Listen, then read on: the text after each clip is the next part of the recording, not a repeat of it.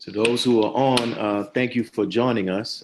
We're just doing the just getting everything warmed up. So we'll be starting soon. We'll be starting at 2 o'clock, as you can actually see. So I ain't gonna say go and get your popcorn or whatever, but whatever you got to get ready to prepare for this interview, we appreciate it, and we appreciate each of you all for tuning in every Sunday at 2 p.m. at this time.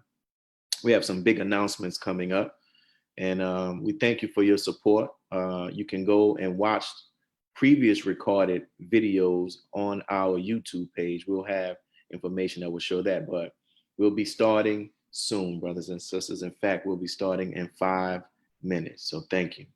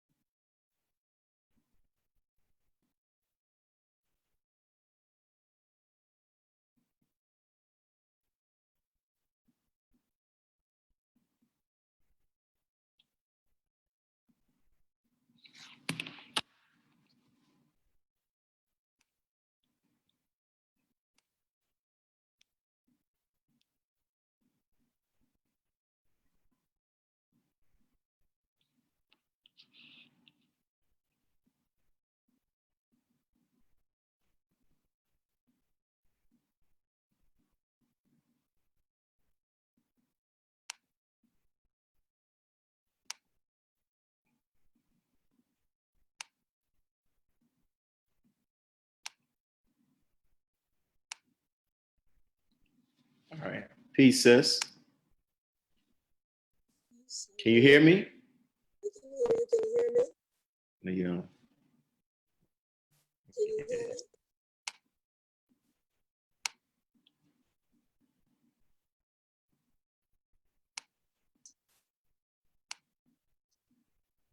hear me? Can you hear me?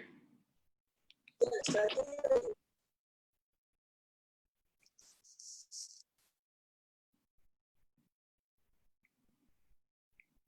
I can hear you. Can you hear me?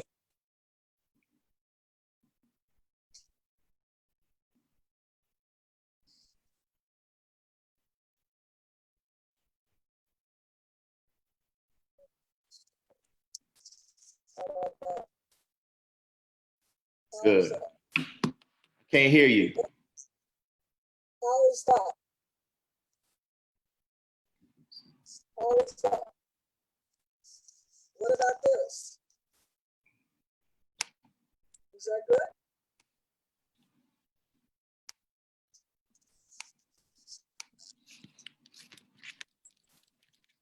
How is that?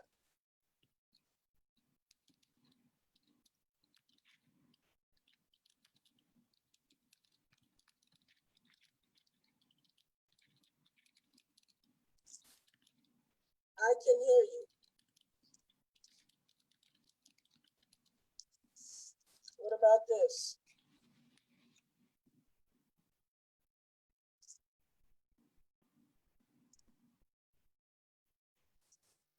I can hear you.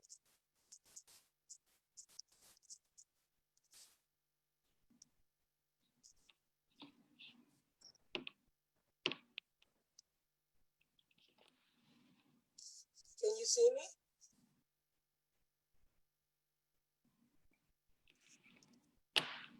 Okay, good. You can hear me. All right, let me see. We have 2 more minutes. Can you see me?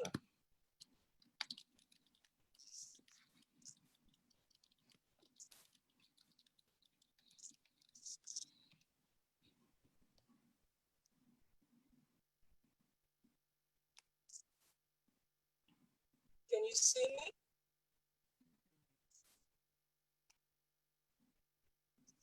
Can you see me, Brother Willie? Testing one. Can you hear me? I can't hear you, sis. Okay, hold on.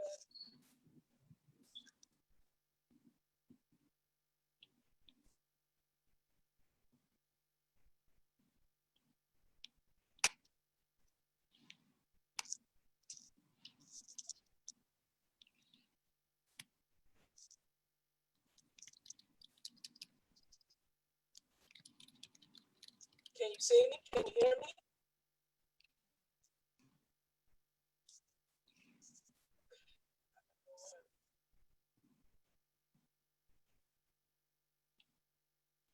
All right, so we're going to get, in the meantime, we'll get started. You can work on it. Okay, so for those who are watching here on Zoom and also on live, we're still working out some technical issues, but we just want to get you some brief little announcements and everything. Our sister, let's see, audio. So we're still working on some small things. We'll go to this for those who are actually watching. And what we have, talk about why we actually do these testimonies. We talk about these testimonies and we actually see it. I can see you see my camera. Y'all can see me. I'm gonna take that off for one brief second. So when we look at this, this comes from a letter written by the Honorable Minister Louis Farrakhan, and this letter was written to the former President George W. Bush Jr. And the Honorable Minister Louis Farrakhan, in this letter, he says, I write you from a prison without bars that has been made for me because of the passion for truth and justice out of which I speak, and the propaganda that makes me appear to many as anti-white, anti-Christian, anti-Semitic, anti-gay. None of these names accurately describe who I am. I hope that you will open your heart so that I am writing, notwithstanding the prison from which I am writing. And the minister in this letter, he's talking about how he's in a prison, not a physical prison, but in a sense of a prison of perception, because people have painted him as a hater, anti-Semitic, anti-white, anti-gay, anti-Christian. So we do these testimonies, brothers and sisters, where we specifically try to find those who have had encounters and have had the opportunity to work with the Honorable Minister Louis Farrakhan so that they can give their testimony, and that they can give their testimony to be able to free the minister from prison in the minds that some of us may have of him, right? So that's one of the reasons that we actually do it. And today we have our sister with us who's going to help us. As I showed last time, we did a survey, and in this survey, 90% of the people who watch these testimonies say that they helped them. 90% say that it has helped them in their faith as a believer, and their faith and as a believer. And then over 90% say it's helped give them a greater understanding of the Honorable Minister Louis Farrakhan. So these testimonies are helping people, brothers and sisters. So here's just some examples of what some people said about the testimonies. Said that the testimonies have strengthened me even more in my faith and conviction that no matter what is going on, I'm following the right man, the Honorable Minister Louis Farrakhan, and that the Nation of Islam will live on. Also, many of them touched on the struggles and triumphant in a very relatable way. They're talking about how they learned from the testimonies. Somebody else said the testimonies have given a more intimate and personal look inside the life of the minister. Farrakhan that allows the audience to witness his work beyond when he speaks from the rostrum. The testimonies speak deeper of the love he embodies by his acts of kindness, compassion, his charitable heart, and countless one-on-one talks of the guidance and wisdom he gives to otherwise I would not be privy to.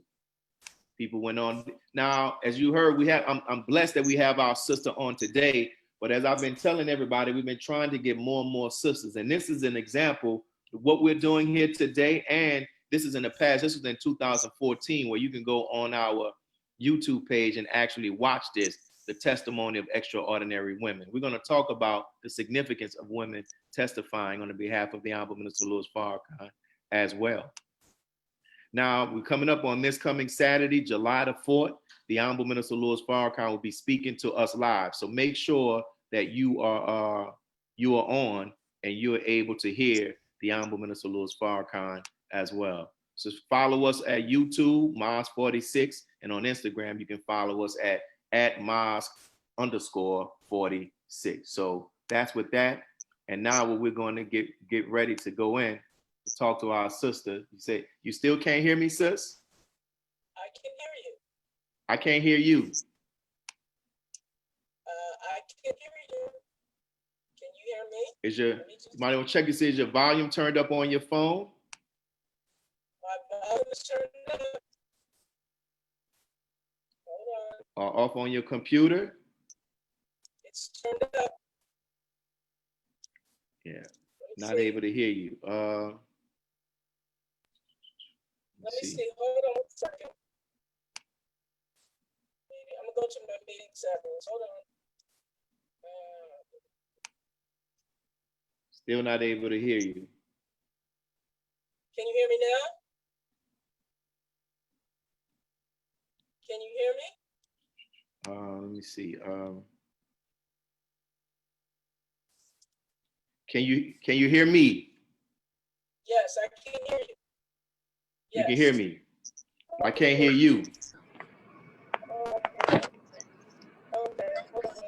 Okay, I got you now. Say something. Got you. I got you. Okay, so do you have another? Do you have two systems open, or is only one thing? Because we're getting an echo. Just one. Okay, all right. We'll start from here. First, sister, thank you for accepting the invitation to participate in this I Have a Testimony. We really, really appreciate it. We really appreciate all that you have done and all that you are doing to help our nation. So we'll get right down to it.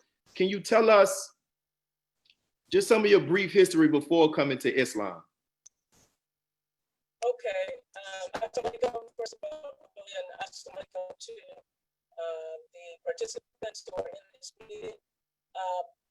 Before I came to the Nation of Islam, I just want to give you a little background. Some people know and some people don't know. My dad, my father, was a Black nationalist here in Chicago. And some of the likes like Conrad World, Dr. Conrad World, he just asked, Lou Palmer, to name a few, were very close family friends. So I grew up in a Black nationalist community. My background is pretty much Black middle class. So I, came into the nation. That's what they classify my family as. But my dad went to the same college that you went to, Brother Willie. He graduated from Xavier. And if you know Xavier right now, he was one of the basketball finalists at Xavier. Took Xavier to win maybe like 4 years straight. He was a Harlem Globetrotter. So basketball was pretty much in my blood. So when I went to Xavier, I actually saw a plaque with his name on it. So it's probably still there. That was about 220 years ago. Wow, that's something. Look at the New Orleans connection. I didn't even know that. Yes, definitely. So how were you introduced to the teachings of the Most Honorable Elijah Muhammad, and then eventually what made you accept? Well, I'll say this. My cousin was the editor for Muhammad Speaks newspaper under the Honorable Elijah Muhammad.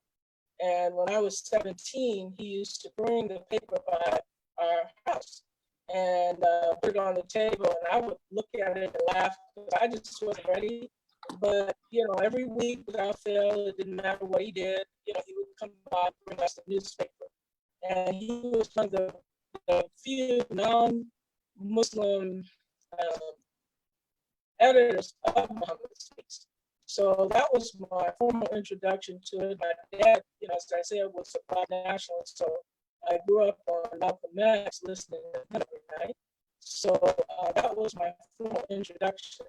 But in terms of Minister Farrakhan, I did not know exactly who he was until I saw a poster as I was riding the bus, and I said, "Oh, I'd like to go visit him."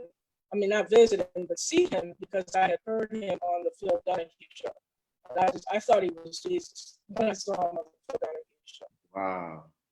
And that's interesting that was your first time actually seeing him on seeing and hearing him on the Phil Donahue show, and you said that you saw him as Jesus. Like, what made you immediately connect that man to the Honorable Minister Louis Farrakhan? No. I saw the album Minister Louis Farrakhan on Donahue. Yeah. And I thought, oh, you mean why did I connect him to Jesus? I just said, wow, this man is Jesus. I can't tell you at the time why I thought that. Wow. It's just that that was my first thought. And I just wanted to hear more of him, but I didn't know how to go about hearing him. Wow. And I just want to let you know in my background, there is an air conditioner. It's quite hot here in Chicago. So that might be what you hear. Okay. Yeah. Okay. We got it. We'll make it do what it does. So is it better? It's a little better now. How did you become the national MGT captain? Oh wow, that is a loaded question.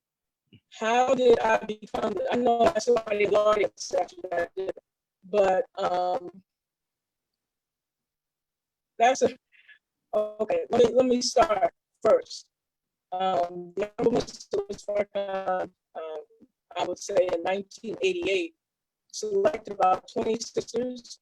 Sister Betsy Jean Farrakhan was national captain, and he selected 9 sisters to come to the palace, and 20 sisters to come to the palace. And out of those 20, Sister Betsy Jean selected 4 sisters to be lieutenants. So I was one of the 4 out of those lieutenants. Went first to, I went on to become the local first officer, then the local captain, then to the national captain from there. Wow. And so was that your first time? Like, how was that experience? As I can imagine, was the Honorable Minister Louis Farrakhan there observing that process? No, he was not. I wouldn't say observing the process. I mentored under Sister Betsy Jean. She was the one that I mentored under, but I want to just go back. Before that, while we were at the final call in Chicago, we were quite small. We were family. So the minister would come to the final call all the time. I got an opportunity to see him. Back in the day, we used to have, what do you call them, wall phones, dial phones on the wall. And I was speaking in Spanish. And he walked by and he said, "Oh, you speak Spanish?" I said, "Yes." And he asked me, would I like to teach the nation Spanish? And I was just, I don't even know if I answered. I was just so blown away.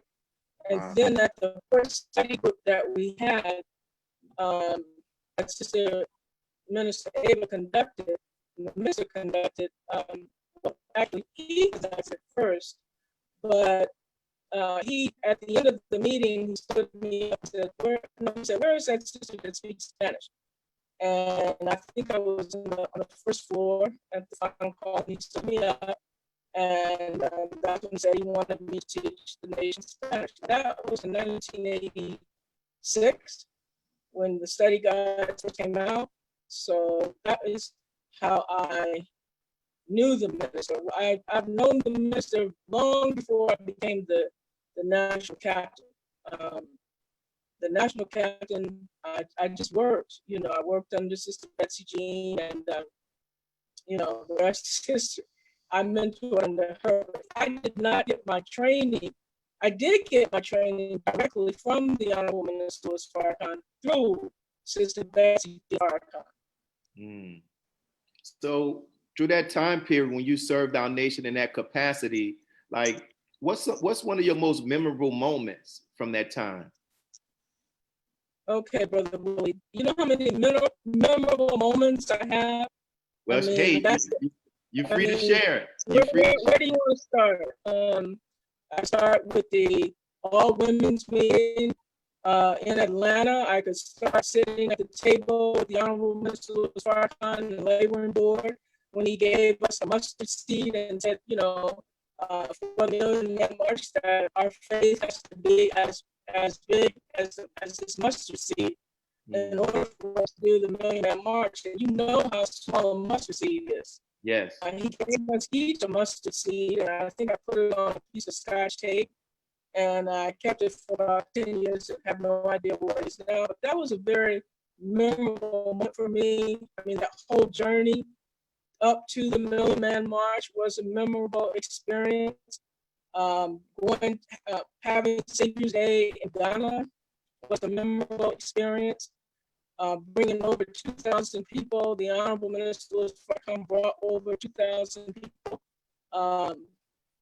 believers and guests, to hold these annual Savior's Day in Accra, Ghana. That was a memorable experience. There was just so many experiences. I just can't even encapsulate them all in this Zoom webcast because there's just so many. Just to be able to sit with such a man and to learn from him. But I think the women's meeting was very memorable for me in Atlanta. That was the first women's meeting that we had. And we had, I think, about 12,000 women to come out. We only had seats for 9,000. So we had to turn 3,000 away.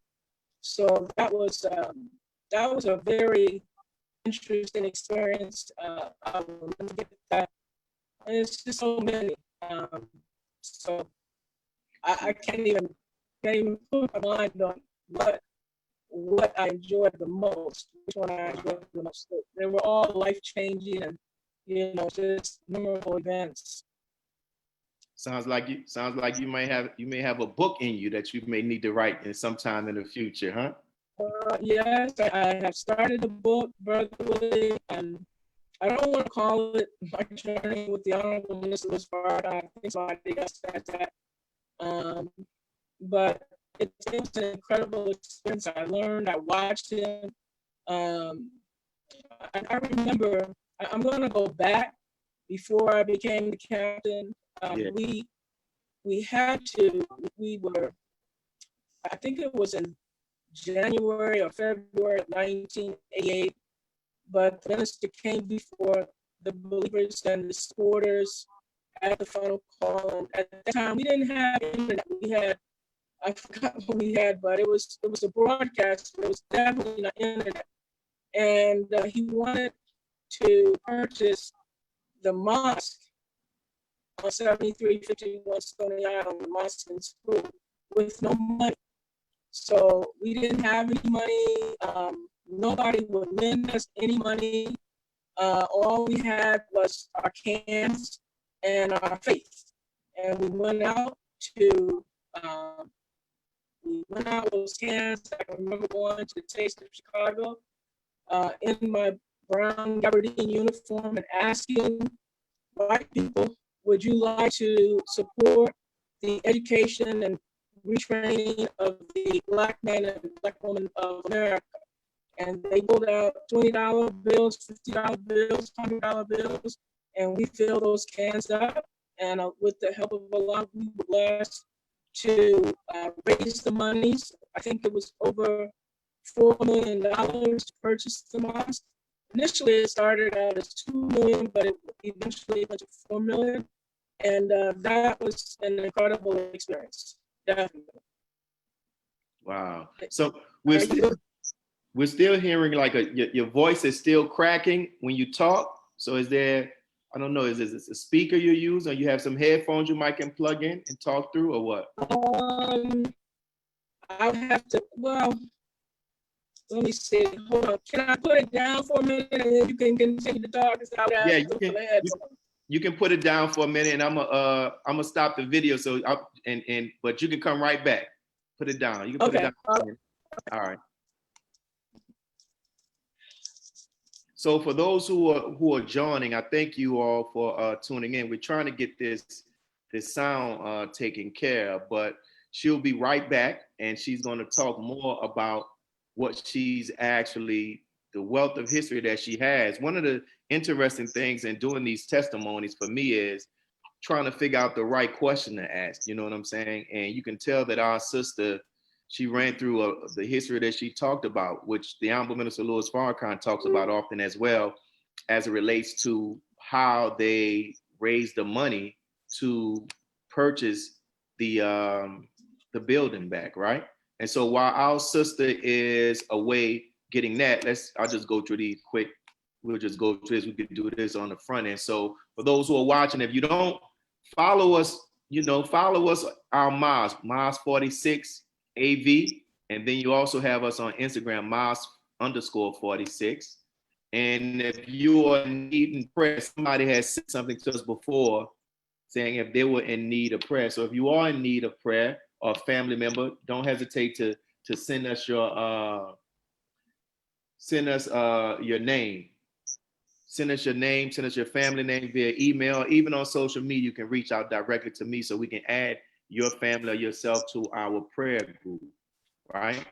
And we're currently in the midst of right now working to pay off our mortgage here. And we're looking to get 163 people to give $1,000. That's the basics, right? But some people may not have the 1,000, but whatever you may have, or you may know people who may have the 1,000. We would encourage you, if you can ask them to donate, we will greatly appreciate that. And they can do it via our Cash App, and they can also do it via our Maz. Brother Willie? Yes, ma'am. You ready? Is that better? Yeah. Is that better? That's better. That's better. So let me stop sharing, and we'll get right back, and I'm gonna bring your video back on. And we thank everybody for their patience, and we're coming back. Our sister should be back. So just bring I just started the video. There we go. So okay. Let me see. Okay, so you were saying, the minister talks about that a lot, that history about how the believers were rallied together to raise the money to purchase back the building, right? And so you were there, and you went with the brown uniform to the Taste of Chicago. We wore our brown uniforms to the Taste of Chicago. Gabardine, 90 degrees. I just heard you talking about raising the monies to pay off the debt in New Orleans, and you have to have in your mind the minister inspired us, and there was no doubt. He put no doubt in our minds that we could do that. Now, I had never given anybody $1,000 to do anything. I had never. I mean, I came from the Catholic Church. The most they asked you to give. I mean, some people could give $500, but we only gave $5 or $10. It wasn't like the Catholic Church was asking us to give $1,000. But he rallied us. We didn't have the money.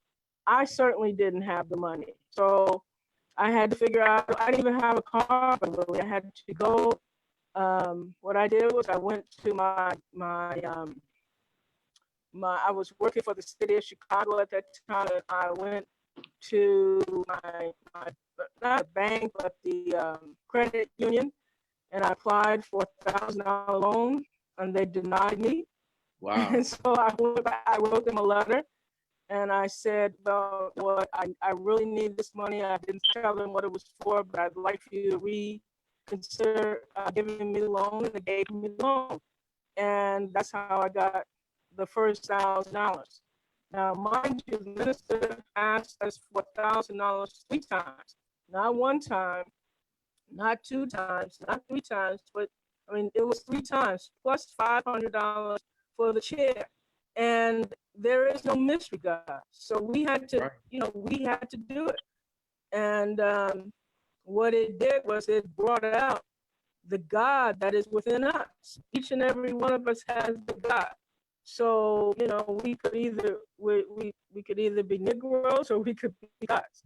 So, we were focused, And when you're raising that type of money, you had to be focused. We went out. It was the only time that I can remember that the minister, we didn't go out ourselves. Now, sisters, don't go out ourselves and think you can raise this money.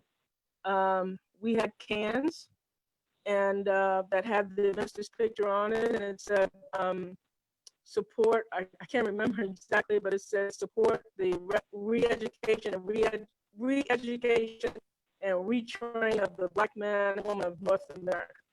And we went out. We didn't go out one time. We went out many times. You know, we filled our cans up and we went right back out. We filled our cans up. We went right back out. Even when we reached our $1,000 goal, we didn't stop at that. We filled our cans up and went right back out.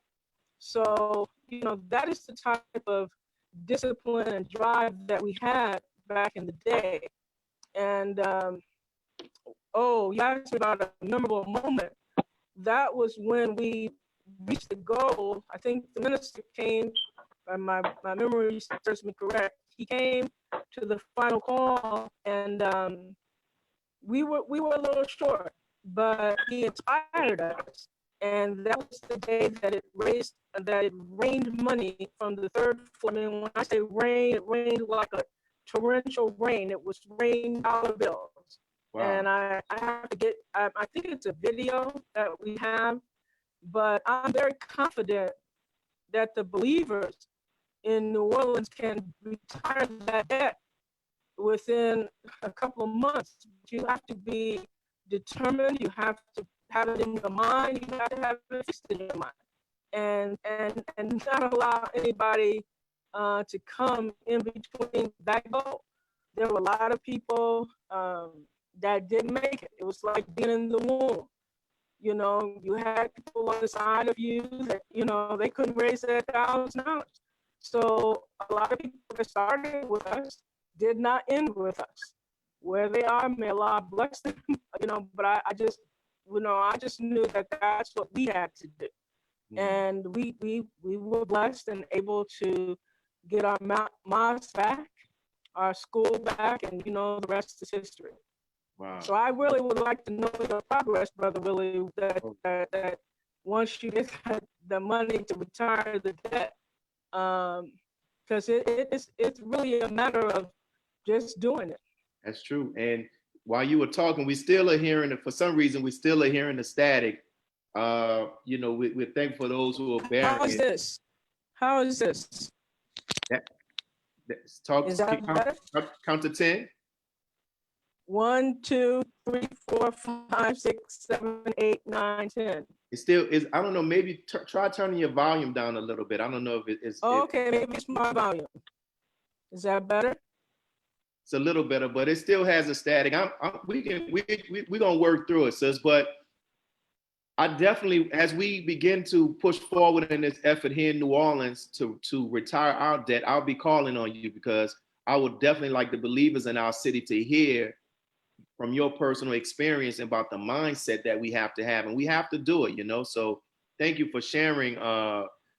Thank you for sharing that. When we were preparing for this interview, you talked about, when I asked you, well, there's some things you would like to talk about, and you mentioned about the minister's humility. You talked about his loving character. So can you share what you have observed and even experienced about the Honorable Minister Louis Farrakhan's humility?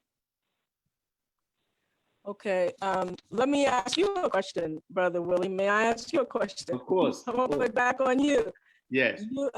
You sat with the minister, right? Yes. Okay.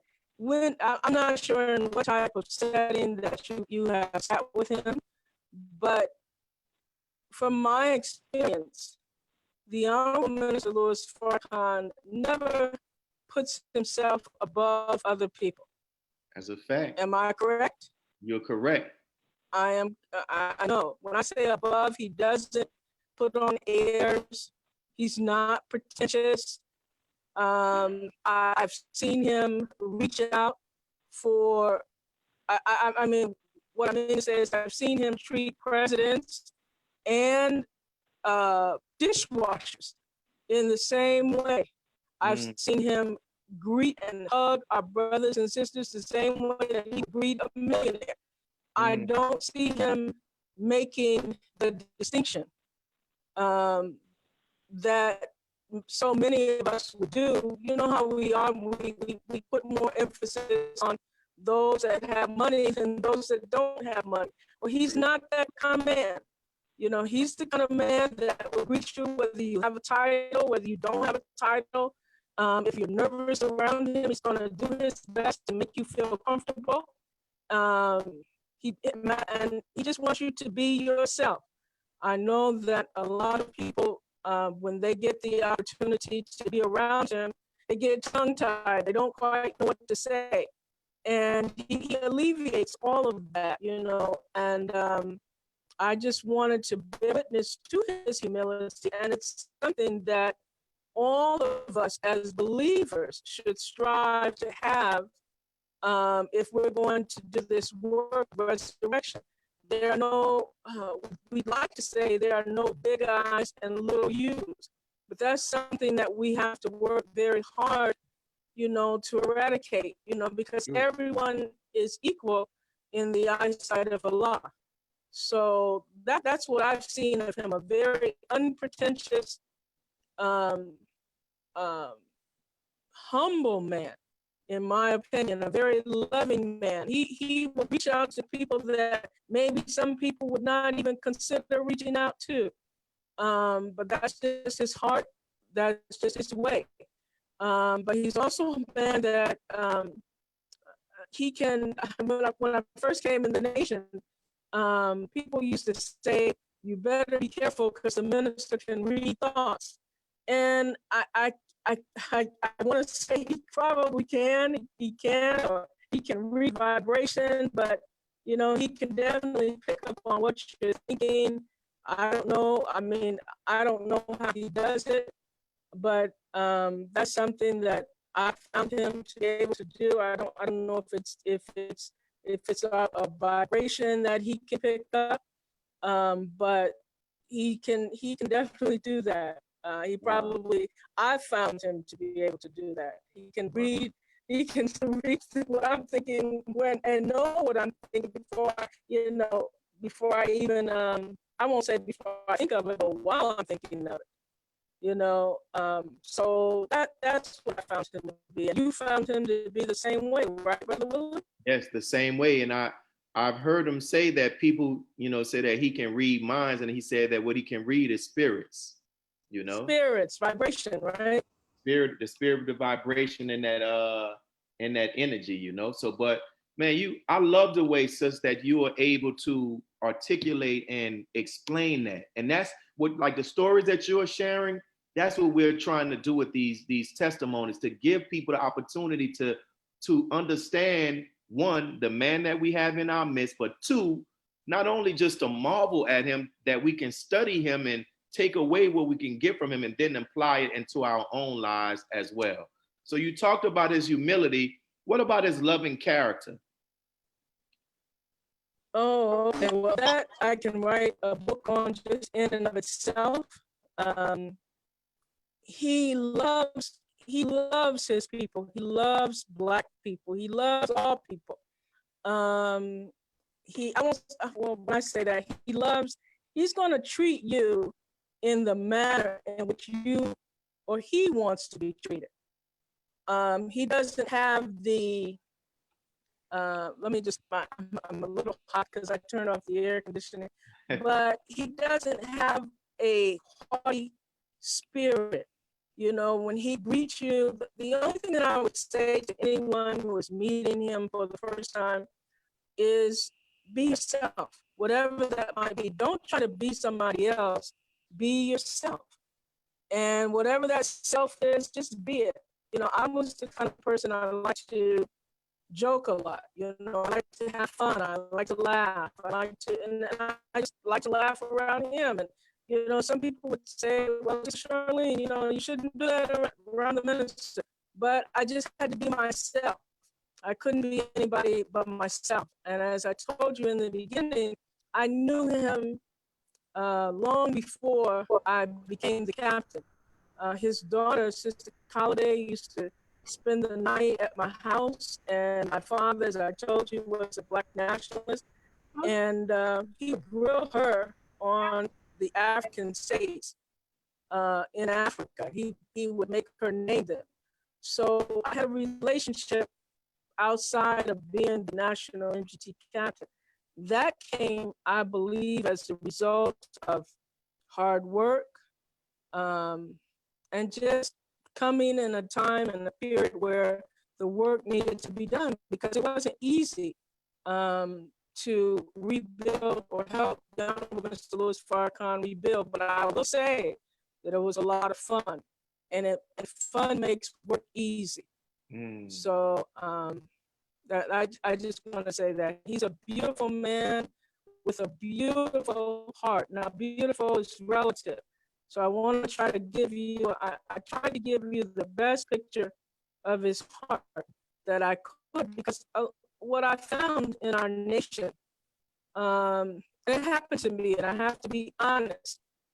I'm going to be very honest and tell you a story, because a lot of times people don't like to just speak to anybody. And I was in the mosque in the nation for maybe about 6 months. Nobody said one word to me. I mean, they greeted me and I would say nobody. And it was I left a couple of months because I was a little disheartened, and I just went fishing because I like to fish. I went fishing in Wisconsin, and then I missed it. I came back. And that's when I was on a payphone in the back in the final call. And that's when he came by and asked me about the Spanish. And then when he stood me up, well, guess what? Everybody started speaking to me then. You shouldn't have to speak to anybody because the Honorable Minister Louis Farrakhan acknowledges you. You should speak to believers because they are believers. If somebody greets me at Savior's Day, I'm going to greet them. We greet each other, not because they have some title or position, but because they're a believer. And the Honorable Minister Louis Farrakhan told me that you're not going to die the death of a national captain, you die the death of a Muslim. So we have to get into the spirit of, our titles don't make us. Our titles are what we do, they're not who we are. We are God, we are made in the spirit of God. So if we have to, I don't want to say be oblivious to titles, because the titles command respect, but it was a very bad feeling to go 6 months without being greeted, or just without, it was kind of lonely until he stood me up. And that shouldn't happen in our nation. That stuck out in my mind in the beginning. Wow. I spoke to a brother who he served as the captain in Chicago when you were the MGT captain, Brother William, who's currently the student minister in Milwaukee. And he talked about, he talked about his friend. Yes, he said about how one of the things his wife would always talk about was how you made her and the sisters who she was coming into the nation with at that time, just made them feel special, that you took the time out to talk to them, to hear what they had to say, to listen to their questions and even their ideas. So just like what you said, that is important. And that is an example of how we have to replicate the Honorable Minister Louis Farrakhan, because that is his spirit, as you talked about. Has no big eyes, little U's with him. He really looks for the God in everybody, regardless of their circumstance. That is correct. Good. You talked about, what about, because being the national MGT captain, you're over the sisters, and you were over the sisters. What did you see and observe and even hear from the minister as it relates to how he sees the value, the immense value of women? Well, Brother Willie, the woman is the first teacher of the baby. So whatever is a woman, the woman is going to put in the mind of that child. So if she's a God woman, a godly woman, a righteous woman, then she's going to put that God-fearing spirit into her child. I want to digress a bit, because I saw a couple of days ago a sister, and she was cursing a baby out, and I just cringed. And I said to myself, what is she putting? What is she going to put in that child? What is that child going to grow up to be? Is he going to grow up to be an angry child? Is he going to grow up to be a loving child? And more than likely, he's going to grow up to be an angry child. Because, you know, when you, whatever you put in the mind, if you're a woman, then that child is going to absorb it. You know, especially a baby. I remember I was teaching the baby Spanish in preschool, and their minds are like sponges. They picked it up. I teach Spanish right now, and I've got 11-year-olds, 12-year-olds on the webcast. They do better than their parents, you know. So, and I don't know if Sister Ida is listening, but she has a son. He does better. So better than the grown-ups. So the woman, I'm going to go back and say, whatever you put in the baby is what the baby is going to grow up to be. So if you put in the baby that he is God, and that there's nothing that he or she cannot do once they set their mind to him, that's how they're going to grow up. But if you grow up as a Negro, then you're going to put Negro thoughts into the baby. And that baby is going to grow up fearing. That baby is going to grow up whatever whatever fear that you put in him, or whatever anger that the woman has put in him. So the woman is the key. She is the key that unlocks the, what do I want to say, the door to a new civilization. Mm-hmm. She's a key. She can make the baby, or she can break the baby. Whatever is her mindset. So that's why we're MGT. We're not MWTs, we're MGTs. Muslim girls in training. We're not a woman. You can't teach a woman. You can't teach nothing. She's already grown. It's just there's nothing that her mind can accept because she's grown. But when you get the mind of a child, then you can accept new ideas and a new way of thought. Just like with a young baby. So we're girls in training, girls, not women, girls in training. Very, very good response, sister. Thank you for that. Thank you for those words. And you talked about the minister's humility. You talked about his character and the value that he sees in women. What have you noticed as it relates to with his courage? You know, when you've seen the Honorable Minister Louis Farrakhan's courage. Oh, courage. Oh, wow. That I've seen him. I'm sorry about the movement of my screen, but I've seen him unflinching. Matter of fact, he's put that in me, unflinching. I came in as a Negro, a Negro woman. And then watching his courage, watching him speak the way that he does. I mean, that changed me. That changed my thinking. I can't even courage. Just to even be able to call 1 million men is courage. 1 million Black men, that's courage. You know, just to be able to stand up in the face of the enemy, that's courage. And I remember hearing his speech, the welcome home speech. This is what made me come in, was the type of courage that he demonstrated. And I'm about to curse, so if you want to mute it, you can do that. But he was saying, he was telling the government, because they were looking for him when he came back. He said, "Bring it on. God damn it, bring it on." I'm sorry for cursing. No, we got it. I was like, wow, what kind of man is this that can stand up and tell the government, bring it on? That man knows God. So he didn't just believe in God, he knew God. And that courage, that knowledge that he possessed of God, that is what made me to come in. That courage and that knowledge that he possessed from God. That's something. Now I asked you this before. I asked you somewhere. You was like, there was so many memories. So I'm not going to say what's the most profound. What are some of the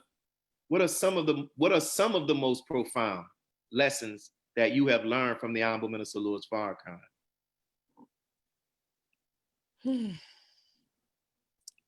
Well, what I've learned, one of the most profound lessons I was thinking about that today.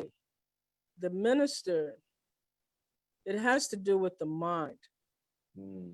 The minister, from my observation, can see something in his mind, call all of the forces around him, and bring it to a reality. He can say, be, and it is. Mm-hmm. There's a tape, I believe it's called The Be, I'm not sure, but that is I believe that's the tape where, you know, it teaches on be and it is. And to be able to take something in your mind, and all of us do it on a subconscious basis, but to be able to do it consciously and bring it into reality, it's the creative aspect of God. Mm. And all of us have the ability to do that. And that's what I've learned, to see something in my mind and bring it to reality. And I mean, it's so many things, but that was one of the most profound things that I've seen him do. How in the world can a man send his chief of staff, Brother Leonard Farrakhan, and say, sign the contract without having any money? What kind of faith is that? Wow. You know, so you sign it, and then you don't sit around and wait for a ministry guide. You go to work. So, you know, I think with a lot of us, we sit around and we wait, but we know that there is no mystery God. So that took courage, but he saw the mosque and the school long before I came in. He saw Wow. that probably in 1977, but he didn't he didn't talk about it until until he was ready Wow. to actually move on it. Wow. I also learned, you've heard him say this too, Brother Willie, that you remember those 7 years when he crisscrossed the nation and he didn't say anything. None of those study groups knew about each other. I remember hearing Sister Aisha Muhammad, former national MGT captain, she was saying on NFA in the 40 Mile series that there were study groups in New Jersey that didn't even know each other, didn't even know they existed. So you shoot a root down deep and then it comes back up. But once it comes up, it's in the ground so deep that when the winds come to blow it away, it can't blow it away because the roots are so deep. So that's another thing that I keep in mind. That's a principle. You don't blab about something before you know the roots have gone down, because people come and cut off your roots. I mean, your little sprout.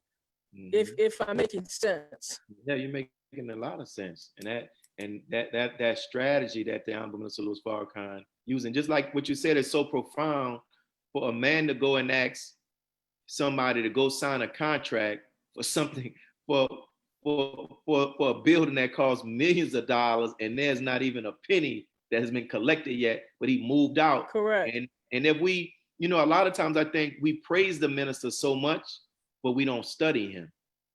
You know, like we don't study the minister. And like the Honorable Minister Lewis, like you said, he's no, from his actions, we know from his actions, he doesn't believe in a mystery God. He goes out there and he goes to work. So with that, why do you think it's important for us to testify about a man like that? Because the world doesn't know a man like that. They have the wrong perception of him. They if they knew who he was, then we would not have we would have opposition. You're gonna have opposition, but not in the manner that we have. We really have to get more out there who he is and how he is, you know, and what he did to get there. He had, I mean, what we went through, and we're still going through it. We have mosques and study books, but we have so much more to get. We have land, You know, we have businesses that we have to get. We have more schools that we have to get. We can't stop at the mosque and school in Chicago. There's so much to get. But you have to have faith. You just have and determination. And you also have to remember you're gonna have we're a group that is not well liked. So you're gonna have your hypocrites, your agents. So when somebody says in your study group, man, I don't know what Brother Willie's trying to do with this $1,000, well, you know, or he's doing such and such. You teach them. Because I remember the minister teaching us, if somebody comes to you and says something about raising the money for the mosque, for the $1,000, you report them, you know, because they are a hindrance to your growth as a nation and as what you're doing. So nobody could come to me and say anything about, why did you get $1,000? You don't have a car.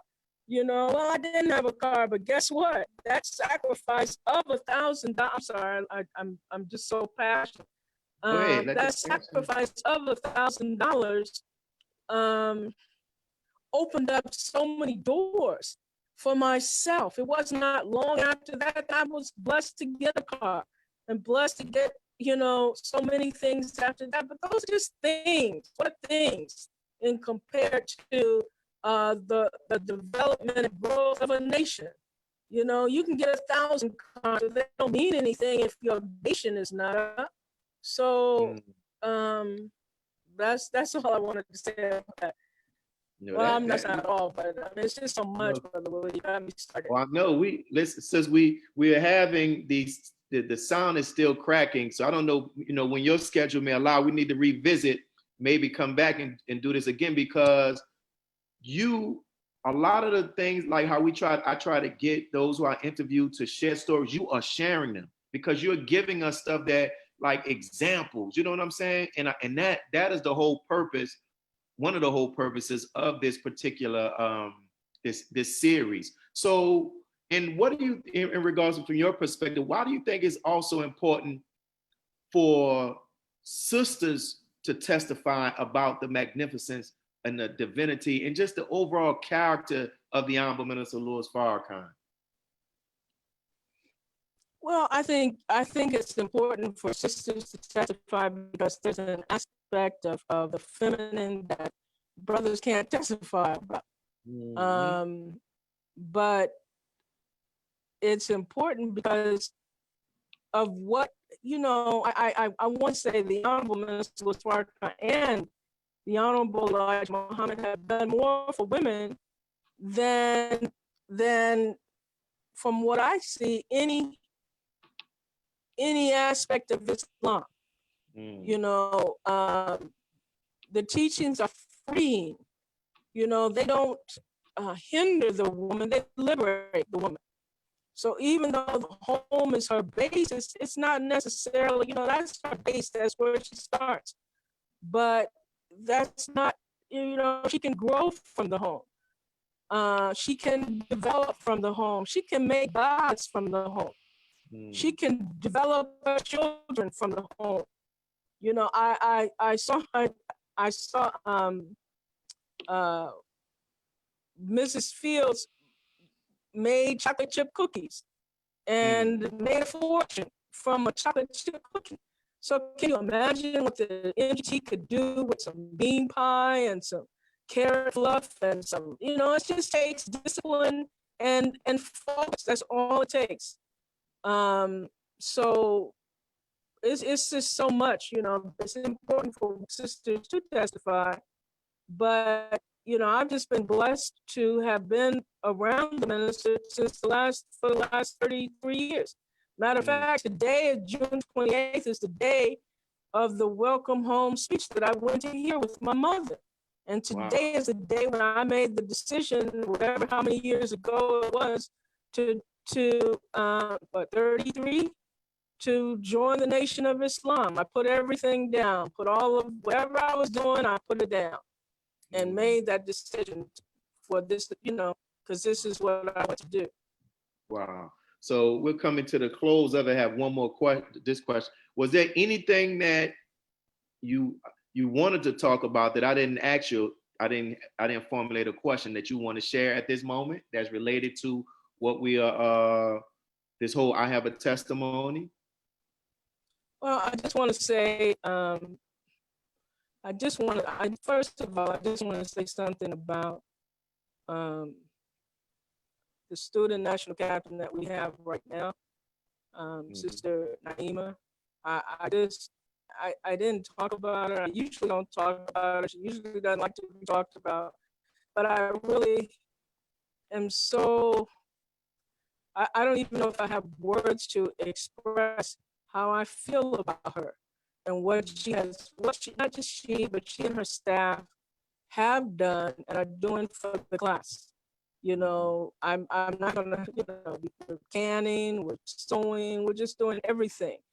And any person that is in a post right now, you want a person like that to come behind you to take the nation further than what it already is.